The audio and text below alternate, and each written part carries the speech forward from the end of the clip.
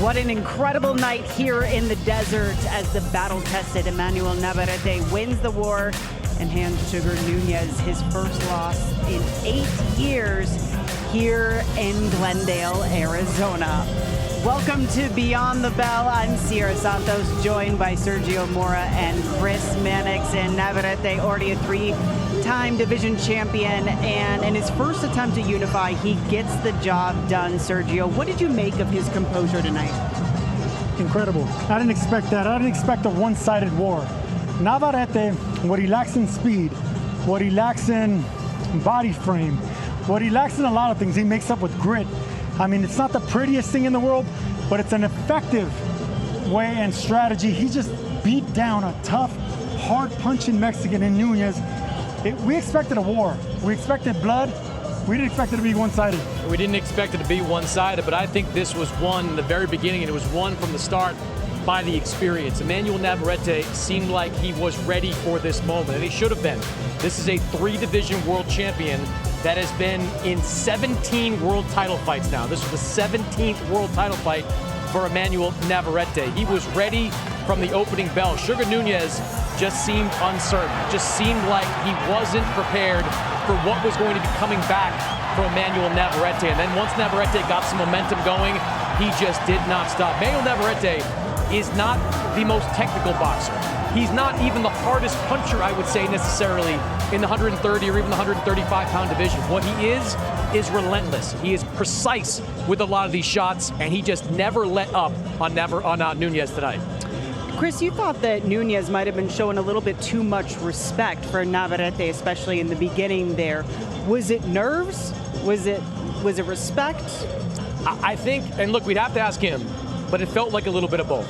You know, this was the biggest stage that Sugar Nunez has ever fought on. He won his world title over in Japan. Down in Mexico is when he defended his last fight against Christopher Diaz. He has not been on this kind of stage against this kind of opponent. So I do think there was some nerves coming into this fight, but I also think he had an awkward strategy. Like, he was on the move throughout this fight. He was not moving forward until we got to the 4th or 5th round, and by then, Navarrete had settled into a rhythm. I also thought for Navarrete, his conditioning was outstanding. If you went back and watched the Charlie Suarez fight, his conditioning wasn't there. 4th or 5th round, he had his mouth open during that fight. I was up in the ring. Eddie Hearn, the promoter of Sugar Nunez, he went over there and looked at Navarrete, that he wasn't breathing hard.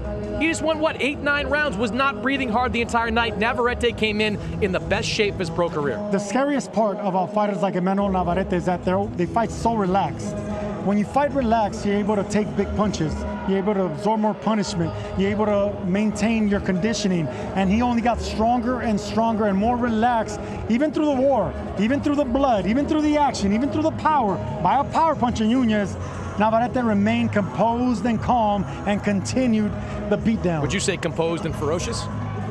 Never say that. That's your line. Okay, Chris. Who should Emmanuel Navarrete fight next? Hey, the sky's the limit right now for Emmanuel Navarrete, who is now a unified champion at 130, and based on this crowd, a money man in this division. O'Shaquie Foster's got the WBC title, but we saw Foster earlier nose to nose with Raymond Ford, so that's a fight that probably will happen next. Charlie Suarez on this board. If Navarrete wants to retain his WBO version of the title, he has to fight Charlie Suarez. That was a controversial ending to the last time out, and the WBO has ordered that fight to be next. But there's another fight for Navarrete. Moving up in weight, Raymond Morataya, coming off that win against Andy Cruz. Top Rank has talked about matching those two guys together. Navarrete, he failed in his first attempt to become a 4-division world champion. Something tells me there's going to be something in his blood, Sergio, that makes him want to try one more time. Well, listen, if he's going to be moving up in weight with Morataya, who's coming off an incredible victory with Andy Cruz, he would be biting off more than he can chew. But if anyone can chew it, is Navarrete. I mean, that man, it seems like we know he has a granite chin, but he has an engine. I mean, he has punches to spare, and it's incredible. So Morataya is going to have his handful, even as a bigger man. There was concern that Navarrete maybe had too much tread on his tires. Did he dispel that tonight? I believe so. And when it comes to a style like that, because he doesn't rely on speed, he doesn't even rely on technique. Navarrete just beats you down. He beats fighters into submission through will. you know, it's a battle of attrition. And when it comes to a battle of attrition, Emmanuel Navarette is always at the winning end. Yeah, he is. And look, he added a conditioning coach for this fight.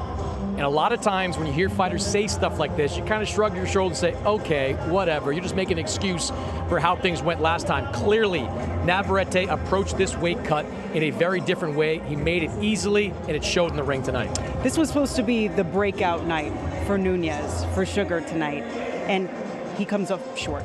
So where does he go from here? I don't think it should be a long rebuild for Sugar Nunez. He just fought arguably the top guy in the 130-pound division. He is still a big, strong 130-pounder with knockout power. Look, this was great experience for Sugar Nunez. He's 28 years old, but he's never fought close to this level. I would liken it to going from like the C level in competition, maybe C plus, to the A level against Emmanuel Navarette. Look, losses in boxing should not matter. Yes, Sugar Nunez has to go back to the drawing board, has to fight his way back up the rankings, but he'll get another world title shot. I wouldn't bet against him being successful. That wasn't a breakthrough performance on Sugar Nunez because he was broken down by the better fighter. And you're calling it an education.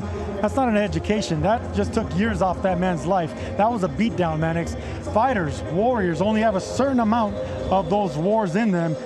We just got a big piece out of Sugar Nunez. Yeah, but that's only one, though, Sergio. Navarrette's been in like eight wars, and he's still fighting at the top. I think Nunez needed that. He needed to go up against a guy of that caliber who threw punches like that, who hit as hard as he did. To not have that experience coming in, I think he's going to be a better fighter for it. I think you need a beat down to realize how it feels. Only a certain amount of warriors have a certain amount of wars. I'm telling you right now, that took years out of Sugar Nunez. Chris, you mentioned Foster and Ford. They both got into it here tonight. Here it is. I love it. O'Shaquie Foster, Raymond Ford. O'Shaquie Foster, the champion. Raymond Ford, the challenger. Bad blood between these two guys. And look, it's not official yet, but I'm going to throw the old sources word out there. Sources tell me this fight's going to happen. I would think in the next couple of months, or at least the next couple of months, it will happen. Next couple of days, maybe a week, you can get an announcement that it's going to happen. Both these fighters want it. The promoters involved, they want it as well. It is Top Rank versus Matchroom. Once again, these shows have been fantastic. Morataya fighting Andy Cruz. That was a fantastic Top Rank versus Matchroom matchup. This was a great Matchroom versus Top Rank matchup. I want to see that fight. I think we are going to get it in the next couple of months. But where did Ford say he's been for the last couple months? He's been hanging out, looking for his opportunity. Look, Ford wanted to get that Nunez fight. You can kind of see why after this. Like Raymond Ford believed that Nunez maybe wasn't as scary as some people had suggested. But he and O'Shaquie Foster have some history. We talked to Foster on the podcast on Friday. He's ready to go. He wants that fight to happen. Raymond Ford, of course, wants that fight to happen. That is a tremendous fight. Maybe you put it somewhere in New York, New Jersey, Philadelphia, someplace like that. Excellent fight between two top guys at 130 pounds. Sergio, what impressed you the most in our co-main event? Everything. I mean, the fact that, look, from top to bottom, we had a great card tonight. We had a great card. Sometimes the scorecards weren't up to par, but I love the fact that the right man won. Emiliano Vargas is a star in the making. The kid has everything you want. He had patience in this fight. You got to keep it real. This man, this Argentine came to fight. He was cagey, he was strong, he was smart, but Vargas remained patient. He listened to his corner. He started digging down to the body. He was in there with a defensive guy, a guy with good upper body movement, good counter punching, a sly fighter in Katana, but Vargas passed the test. And sometimes, whenever you have power and you're knocking out everyone coming up in the prospect stage, you need to get rounds. And if you got these much rounds and you still ended up getting the stoppage, that's the best that you can get. Yeah, Top Rank is known to have the best matchmakers in all of boxing, and this is another example of it. This wasn't just a durable guy. This was a guy with some firepower, with Emiliano Vargas, with some good shots during this fight, and gave him an education in a situation like that. I know Sergio is clamoring for that world title shot for Vargas. I won't say what Carl Moretti and Top Rank said to you, but let's just say it's not coming anytime soon. I didn't say world title shot. I said he has championship ability. But no, he's not ready for a title shot. You were ready. You say he's banging on the door. I said that he's on his way to that door, but no, he's not ready. I want to check the tape. I want to check the tape on that. I want to check the tape. All right, can we save it for the fighter and the writer? Yeah, we'll do that this week. Okay, awesome.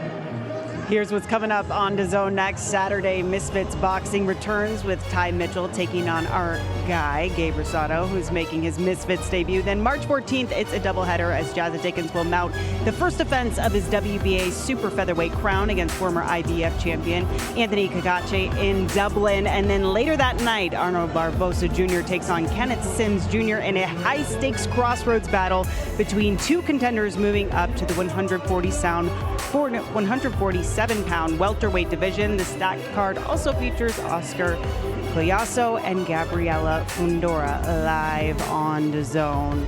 What a fun night here tonight, fellas. I'll come back here. Let's come back to Arizona. Love it. Great fight town.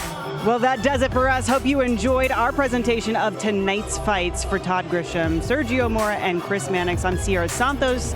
Good night, and thank you so much for watching.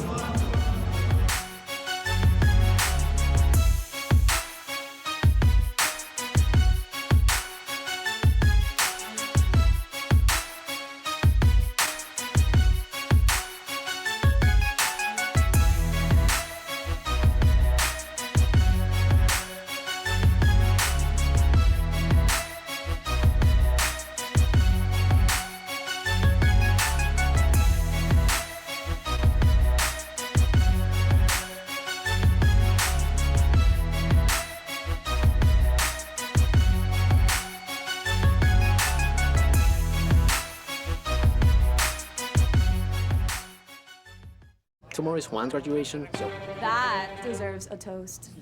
Yes, I'll order some drinks on DoorDash. game's about to start. Stay for the game. Always watch games together. Stay for coffee. I'm never leaving, am I?